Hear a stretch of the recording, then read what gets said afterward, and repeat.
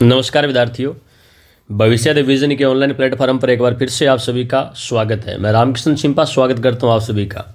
आज की क्लास के अंदर विद्यार्थियों हम मेवाड़ के महाराणा प्रताप मेवाड़ के महाराणा प्रताप पर विभिन्न प्रतियोगी परीक्षाओं में पूछे गए महत्वपूर्ण प्रश्न वो डिस्कस करने वाले हैं विद्यार्थियों। तो आज का पहला प्रश्न है, प्रताप के शांतिपूर्वक अधीनता स्वीकार कराने के लिए अकबर ने अंतिम शिष्टमंडल किसके नेतृत्व में भेजा था। यह प्रश्न विद्यार्थियों RPC grade first Sanskrit education 2020 के अंदर पूछा गया। सुलह कुल की नीति के तहत अकबर ने महाराणा प्रताप से संधि करने के लिए, शांतिपूर्वक अधीनता स्वीकार कराने के लिए अंतिम शिष्टमंडल जो भेजा था उसका नाम पूछा गया।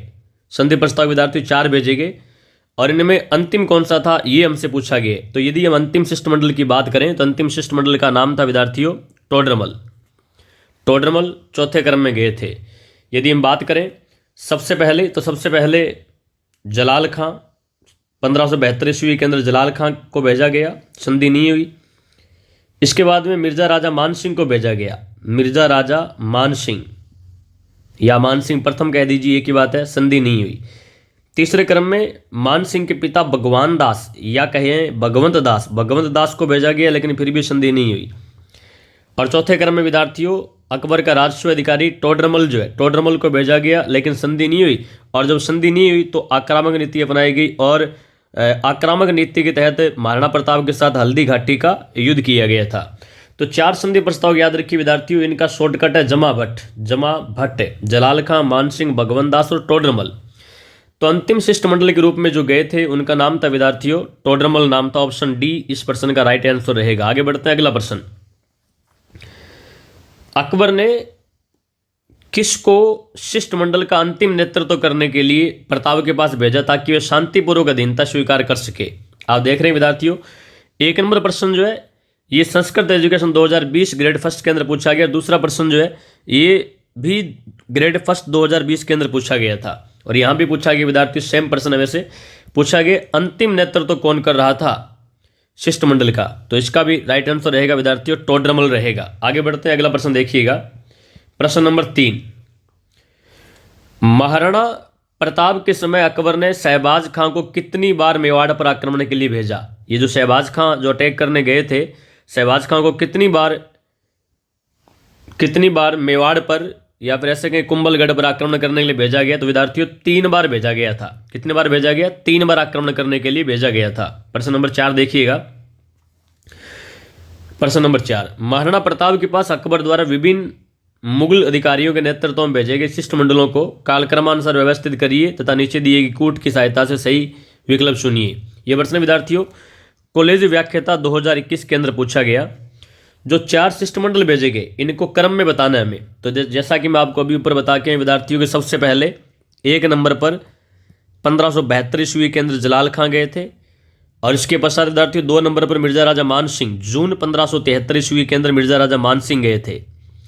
और इसके बाद में तीसरे क्रम पर विद्यार्थियों सितंबर 1573 ईस्वी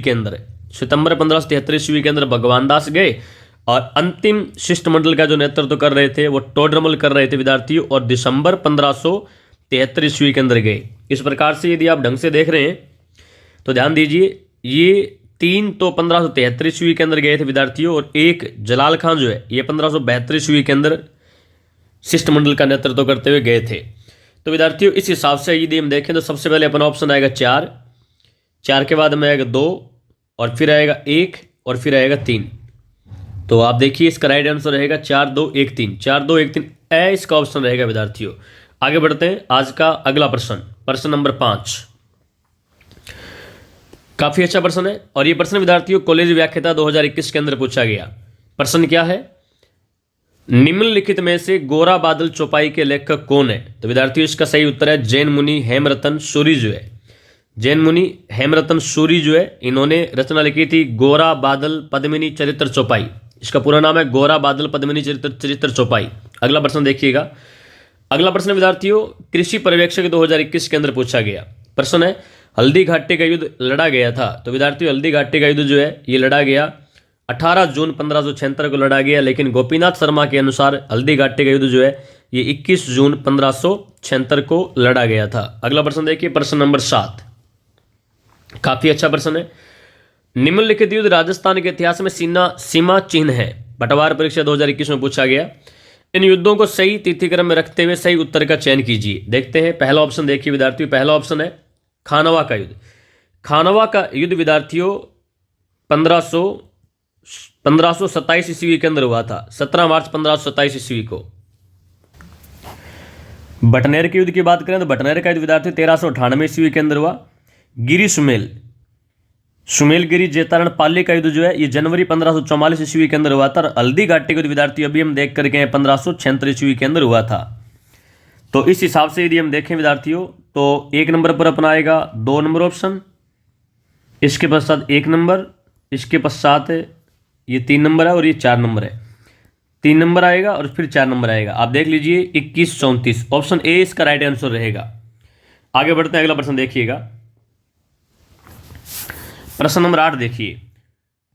निम्नलिखित में से कौन से राजपूत सरदार हल्दी घाटी युद्ध में राणा प्रताप के पक्ष में लड़े थे? हमें यहां पर कुछ नाम दिए गए, जैसे देखिएगा राम सिंह तंवर, बिल्कुल विद्यार्थी राम सिंह तंवर या रामसा जिन्हें कहा जाता है, ग्वालियर से थे, ये महाराणा प्रताप के पक्ष में लड़े। बीदा झाला भी लड़े, राउत कृष्णदास चुंडावत भी लड़े। माधो सिंह कछुआ की बात करें, माधो सिंह कछुआ ने इस युद्ध में भाग नहीं लिया। इस आधार पर यदि विद्यार्थी हम इसका राइट आंसर देखें तो ऑप्शन डी जो है इसका राइट आंसर रहेगा 1, 2 और 3। आगे बढ़ते हैं, अगला प्रश्न देखिए, प्रश्न नंबर 9 देखिएगा। प्रश्न नंबर 9 है, महाराणा मेवाड़ फाउंडेशन द्वारा वर्ष 2016 में हकीम खां सूर्य पुरस्कार किसे दिया गया? यह प्रश्न कॉलेज व्याख्याता 2014 के अंदर पूछा गया और ये 2016 के अंदर विद्यार्थियों हकीम खां सूर्य पुरस्कार जो है प्रसून जोशी को दिया गया था।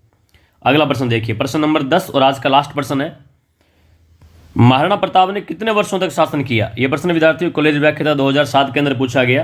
तो महाराणा प्रताप जो है इन्होंने 1572 से लेकर के विद्यार्थी 1597 ईस्वी तक है, यहाँ पर एग्जैक्ट देखें अपन तो 28 फरवरी 1572 से लेकर के विद्यार्थियों 19 जनवरी 1597 ईस्वी तक शासन किया। और यदि आप निकालेंगे तो ये निकलेंगे विद्यार्थियों 24 साल। तो महाराणा प्रताप ने कुल 24 वर्षों तक शासन किया था। आज के लिए इतने विद्यार्थी, मिलते हैं अगली क्लास में। आपसे रिक्वेस्ट है यदि आपको हमारी क्लास पसंद आई हो तो अपने फ्रेंड सर्कल के अंदर शेयर जरूर कीजिएगा ताकि आपके दोस्तों को फायदा मिले और हमें मोटिवेशन मिले। और यदि आप नए हैं तो चैनल को सब्सक्राइब भी कर लीजिएगा। मिलते हैं अगली क्लास में, तब तक के लिए जय हिंद, जय भारत, धन्यवाद विद्यार्थियों।